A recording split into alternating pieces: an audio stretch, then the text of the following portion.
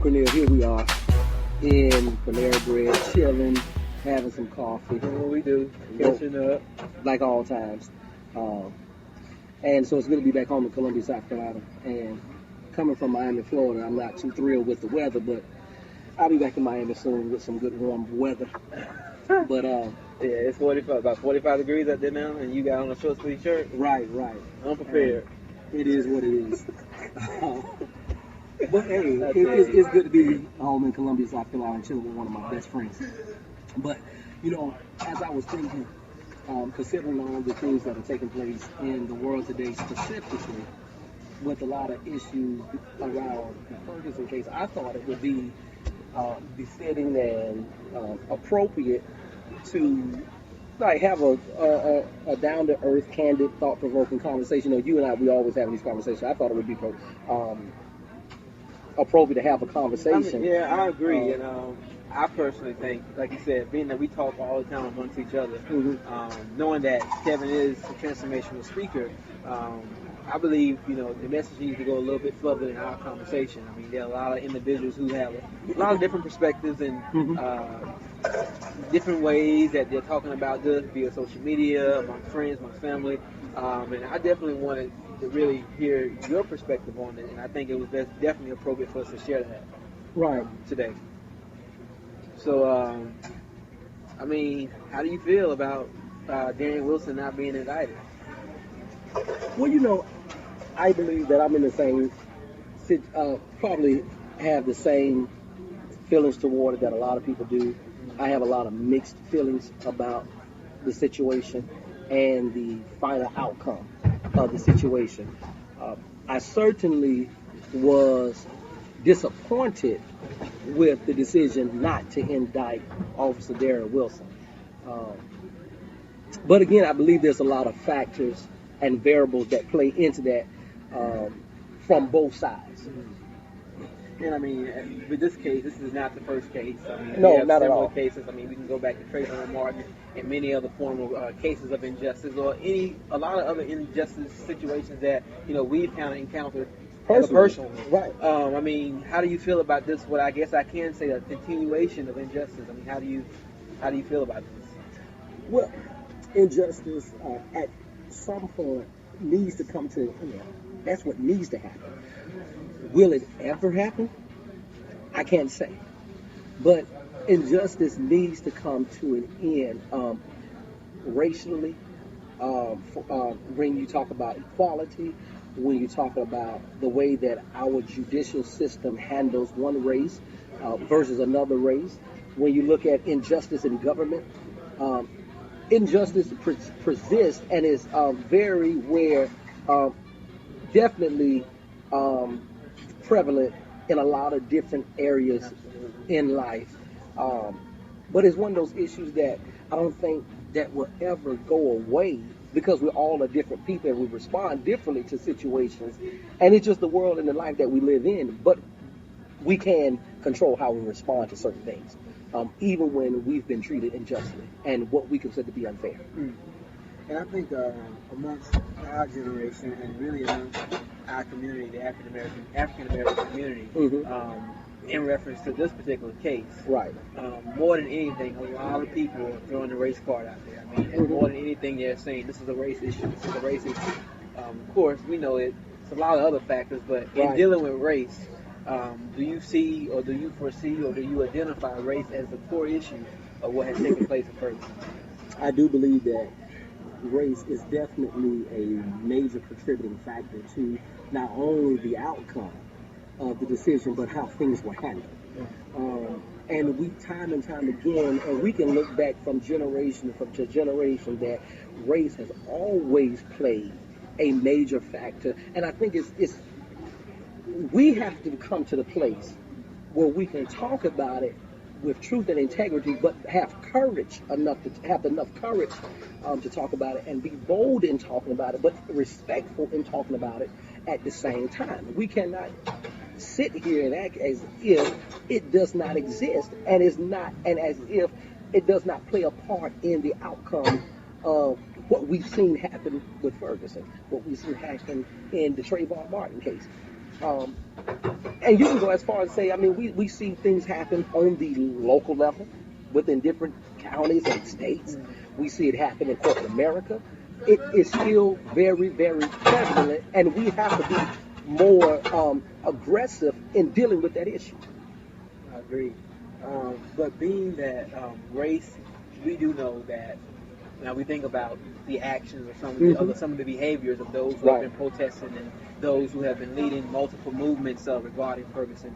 I mean, putting yourself in your shoes. I mean, what would channel your behavior? Like, what would be the leading things that will lead or guide you in how you move forward in responding to this case?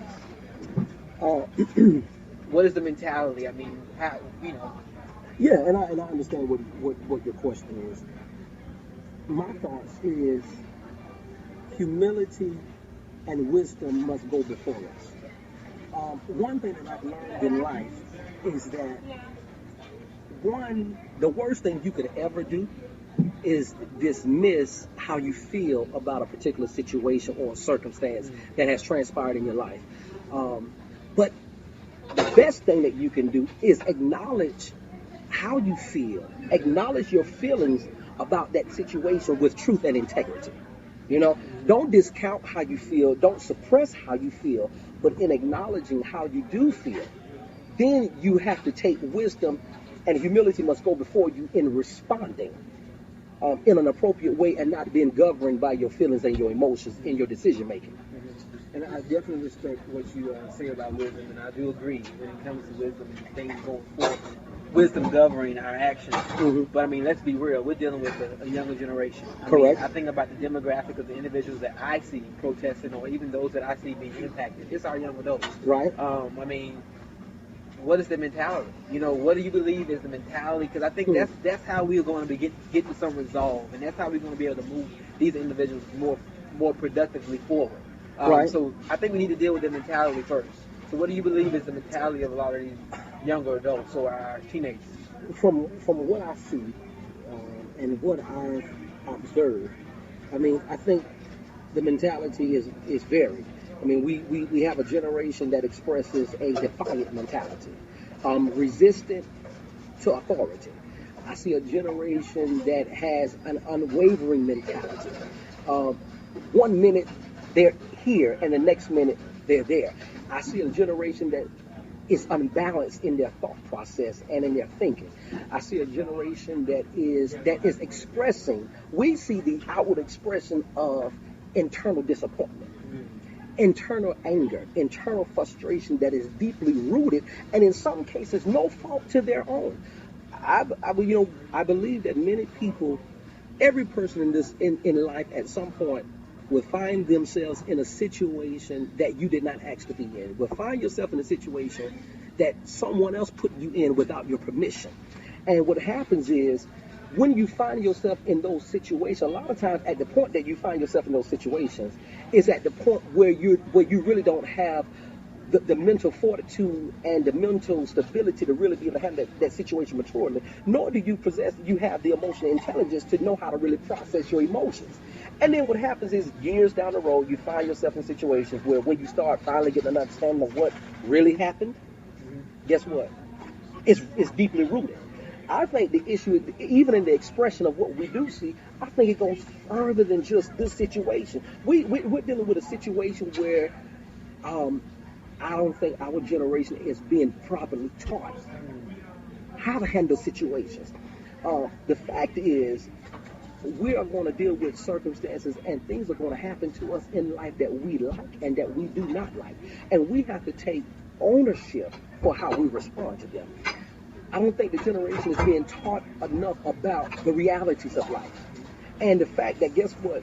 Life is not a bed of roses. You will go through some things. There's going to be some affliction that you're going to go through. There's going to be some tests you're going to be challenged with. There's going to be some circumstances that you're going to find yourself in and not realize how you got there. There are going to be things in life that will have an effect on you emotionally, and rightfully so. You're going to have valid feelings. There will be times where you're going to be excited. There'll be other times where you're going to be furious and angry, just like they are in Ferguson.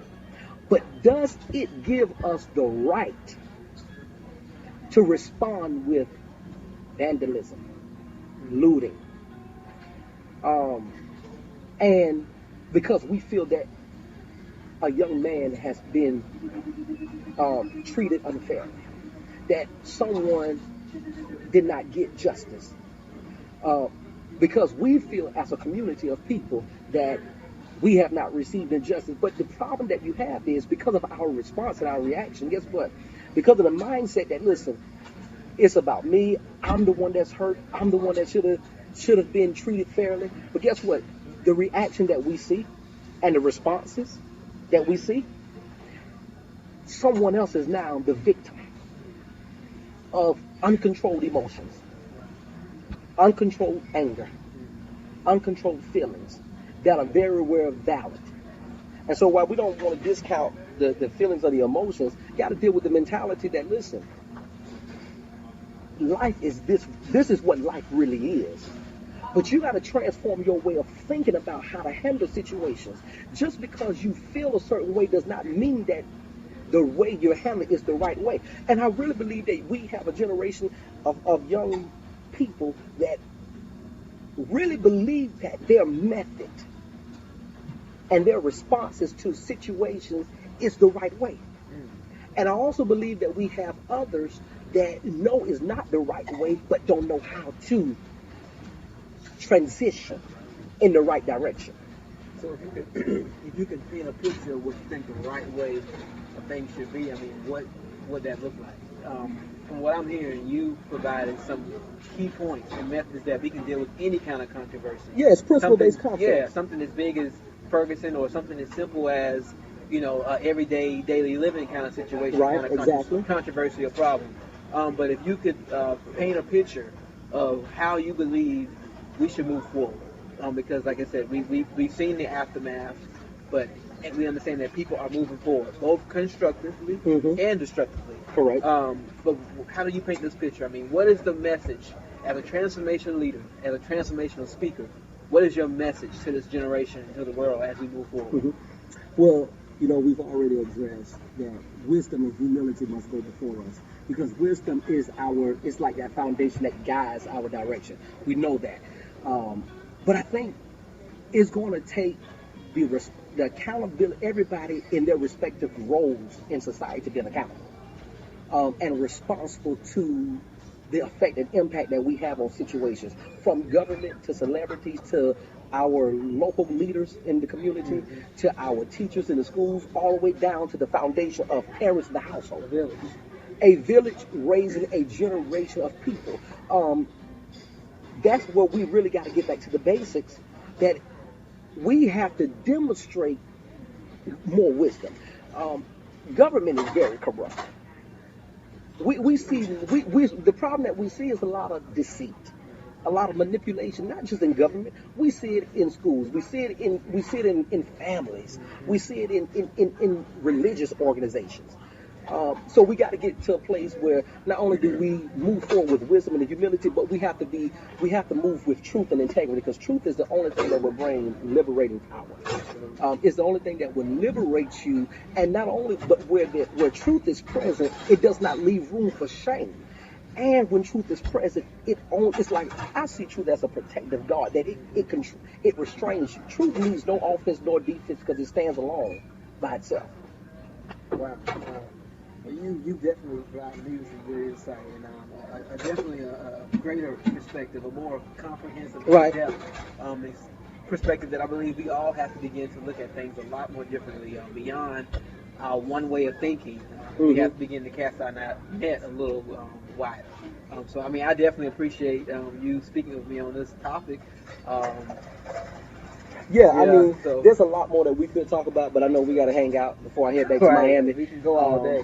But going forward, it's going to be so critical. We just, one of the most important things, we don't want to discount how people feel, but we have to address and respond in a very appropriate manner. And sometimes responding in the most appropriate manner and in the right manner causes you to put your feelings to the side, in terms of the decision-making outcome.